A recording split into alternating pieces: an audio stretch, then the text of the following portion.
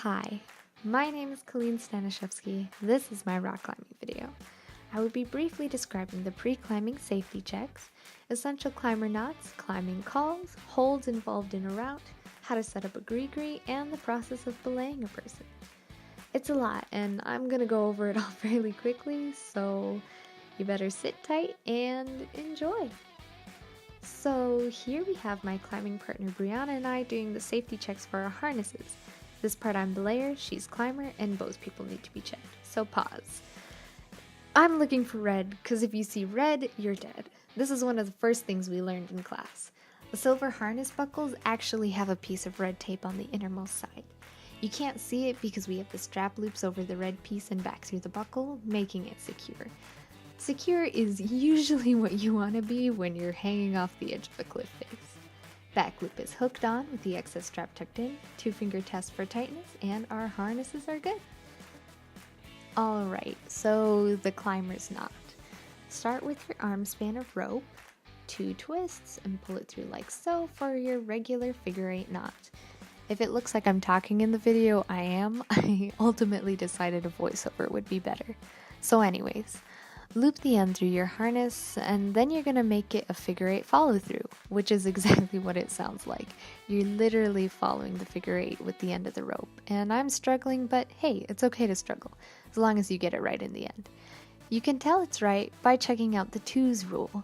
2 strands of rope consistently throughout, coming out the top and the bottom are 2 ropes, and in each of the 3 segments of the knots are also seen 2 ropes.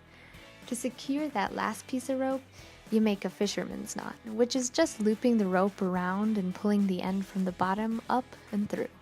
My end was a wee bit short, but I eventually made it. Eventually. Figure 8 follow through at the bottom and fisherman's knot to top it off.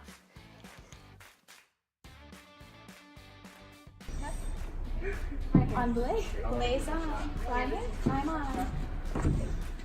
Alright, so those were my climbing calls. The last precaution before actually getting on the wall, ensuring both the climber and belayer are all properly in gear and at attention. So before continuing the video, I want to talk about a couple of things. So you're just going to have to tolerate this awkward freeze frame of me for a little bit. So I'm climbing the dark green route. It's called the Vine, and it's rated a 5.7. If I had more time, I'd probably give a solid rant regarding the unfair rating scale given to routes that were created by people who are at least 6 inches taller than me. But with that passive-aggressive note, I guess I'll let it slide. The Vine is on a negative wall, so the top of the wall actually leans out farther than the bottom of the wall. This makes it a tidbit more challenging. The holds on the route, I believe, are pretty much entirely jugs, which are these really nice scoop-like holds that are super great for solid grips. There are various other holds like crimps, pinches, and pockets, but you don't really encounter those when climbing the Vine route.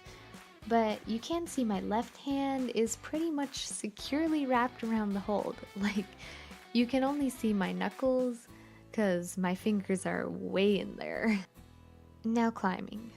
I kinda flag a little at the beginning. I started with too much jump, but flagging gave me a break to correct. Being 5 feet tall, I need dynamic moves in places where static would work for someone taller. Like right there. There was a little extra oomph put in where I had to jump to grab a hold out of my normal reach.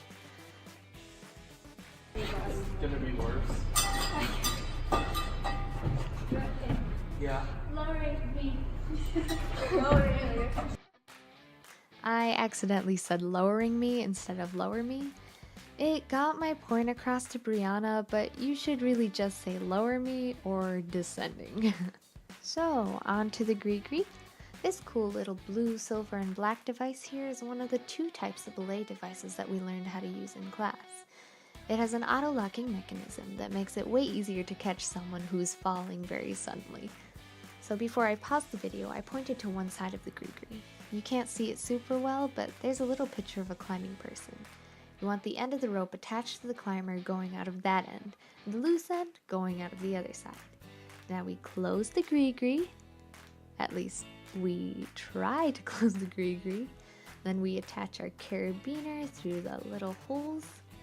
and then we attach it securely to our harness. Just to kind of double up on safety, take the end of the rope not attached to the climber and tie a knot in it. It prevents the rope from sliding too far through the gree-gree and ensures that you don't drop your climber. On belay. Belay's on. Climbing. I'm on. And lastly, those were the belaying responses. Just like what happened when I started climbing, except this time I'm the one holding onto the rope. Communication is a key part of climbing. Take, slack, falling, those are all calls not shown in the video, but it should be noted that belayer and climber continue talking while on the wall. It makes things a lot easier and safer for everyone. Also note, I'm keeping 2 hands on the rope at this time, but I really could do this with 1 hand on the rope, and 1 hand ready on the gree-gree for lowering. In all honesty, Brianna was scurrying up the wall pretty quickly, and I was doing my best to keep up. Lower me. Lowering. Woo. Those were the calls for when the climber is ready to be lowered, which Brianna got perfect. The gree-gree has a little black lever on it that can be pulled up to release tension on the rope and will lower the climber. That about sums it up. Thanks for watching.